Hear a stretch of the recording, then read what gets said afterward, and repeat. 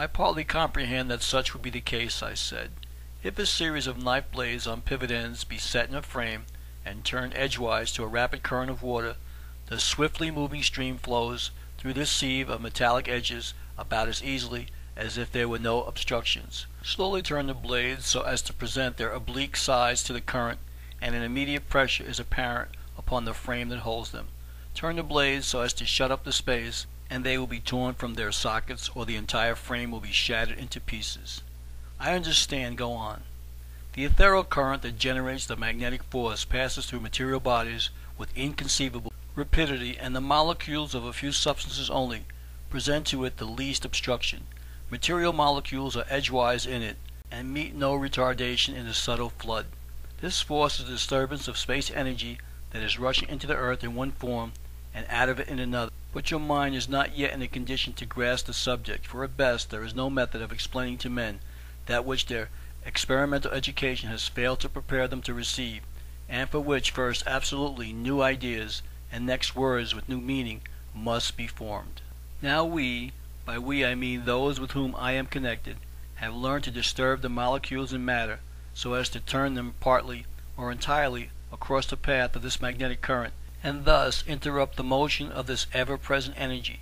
We can retard its velocity without, however, producing either magnetism, as is the case in a bar of steel, electricity or heat, but motion instead, and thus a portion of this retarded energy springs into its new existence as motion of my boat. It is force changed into movement of matter, for the molecules of the boat as a mass must move onward as the force disappears as a current. Perhaps you can accept now that instead of light, heat, electricity, magnetism, and gravitation being really modifications of force, they are disturbances. Disturbances of what? Disturbances of motion. Motions of what? Motions of itself, pure and simple.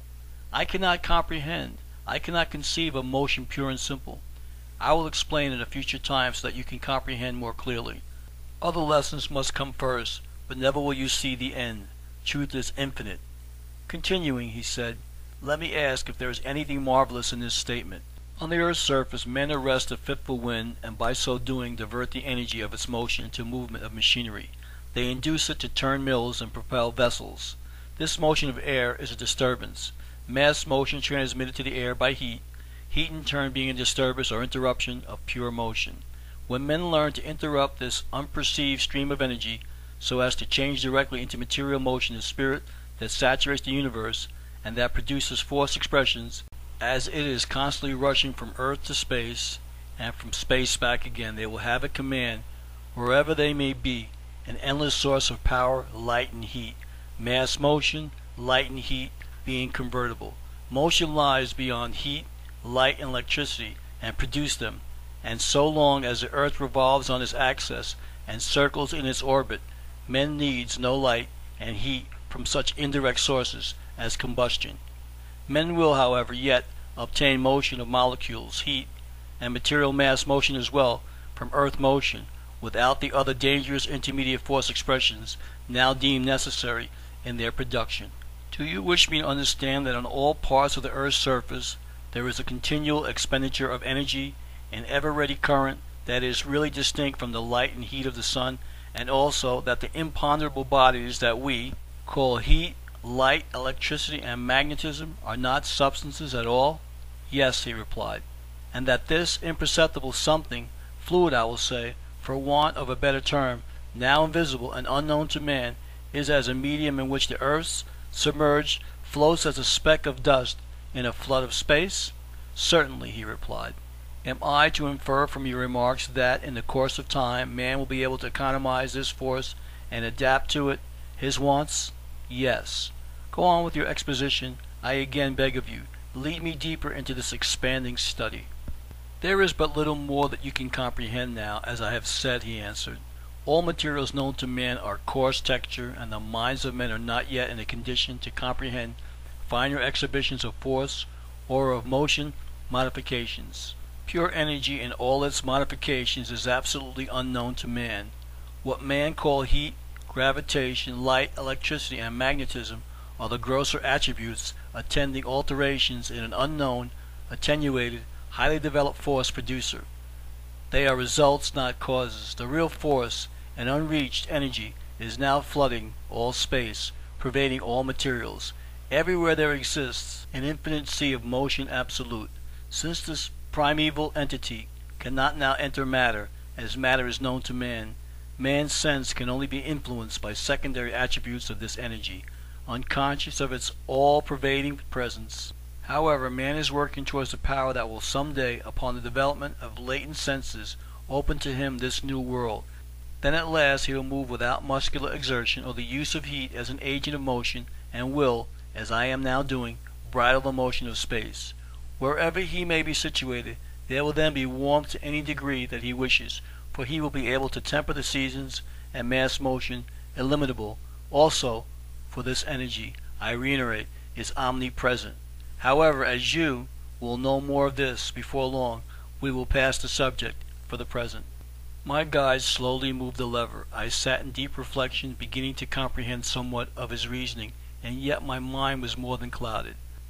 The several ambiguous repetitions he made since our journey commenced, each time suggested the same idea, clothing it in different forms of expression, impressed me vaguely with the conception of a certain something for which I was gradually being prepared, and that I might eventually be educated to grasp, but which he believed my mind was not yet ready to receive. I gathered from what he said that he could have given clearer explanations that he was now doing, and that he clothed his language intentionally in mysticism, and that, for some reason, he preferred to leave my mind in a condition of uncertainty. The velocity of the boat increased as he again and again cautiously touched the lever, and at last the responsive craft rose nearly out of the water, and skimmed like a bird over its surface.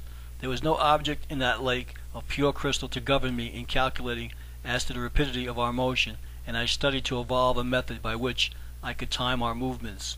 With the object in view, I tore a scrap from my clothing and tossed it into the air. It fell at my feet as if in a calm. There was no breeze. I picked the fragment up in bewilderment, for I had expected it to fall behind us. Then it occurred to me, as by a flash, that notwithstanding our apparent rapid motion, there was an entire absence of atmospheric resistance. What could explain the paradox? I turned to my guide and again tossed a fragment of cloth upward, and again it settled at my feet. He smiled and answered my silent inquiry. There is a protecting sheet before us, radiating fan-like from the bow of our boat, as if a large pane of glass were resting on edge, thus shedding the force of the wind.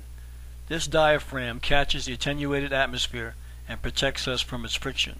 But I see no such protecting object, I answered. No, it is invisible. You cannot see the obstructing power, for it is really a gyrating section of force, and is colorless. That spray of metal on the brow of our boat is the developer of this protecting medium. Imagine a transverse section of an eddy of water, one edge before us, and you can form a comparison. Throw the bit of garment as far as you can beyond this side of the boat. I did so and saw it flutter slowly away to a considerable distance, parallel with our position in the boat, as though in a perfect calm, and then it disappeared. It seemed to have been dissolved. I gazed at my guide in amazement. "Try again," said he. I tore another and a larger fragment from my coat sleeve. I fixed my eyes closely upon it, and cast it from me. The bit of garment fluttered listlessly away to the same distance, and then vacancy. Wonders of Wonderland, mysteries of the mysterious. What would be the end of this marvelous journey? Suspicion again possessed me, and distrust arose. Could not my self-existence be blotted out in like manner? I thought again of my New York home, and the recollection of upper earth, and those broken family ties brought to my heart a flood of bitter emotions.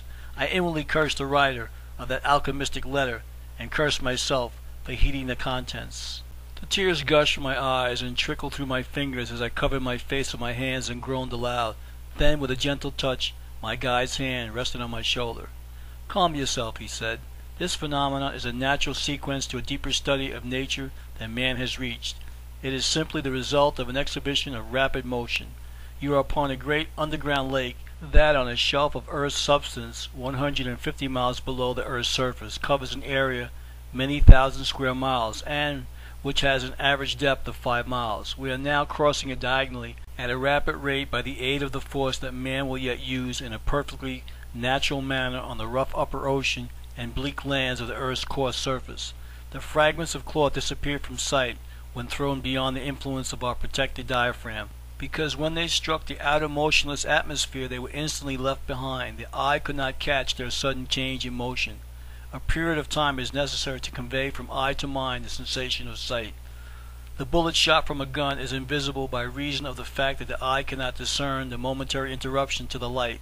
A cannonball will compass the field of vision of the eye, moving across it without making itself known, and yet the fact does not excite surprise. We are traveling so fast that small, stationary objects outside our track are invisible. Then in a kind, pathetic tone of voice he said, "An important lesson you should learn. I have mentioned it before. Whatever seems to be mysterious or marvelous is only so because of the lack of knowledge of associated natural phenomena and connected conditions. All that you have experienced, all you have yet to meet in your future journey, is, as I have endeavored to teach you, in exact accordance with the laws that govern the universe, of which the earth constitutes so small a portion that, were the conditions favorable, it could be blotted from its present existence as quickly as that bit of garment disappeared, and with as little disturbance of the mechanism of the moving universe." I leaned over, resting my face upon my elbow. My thoughts were immethodically wandering in the midst of multiplying perplexities. I closed my eyes as a weary child and slept.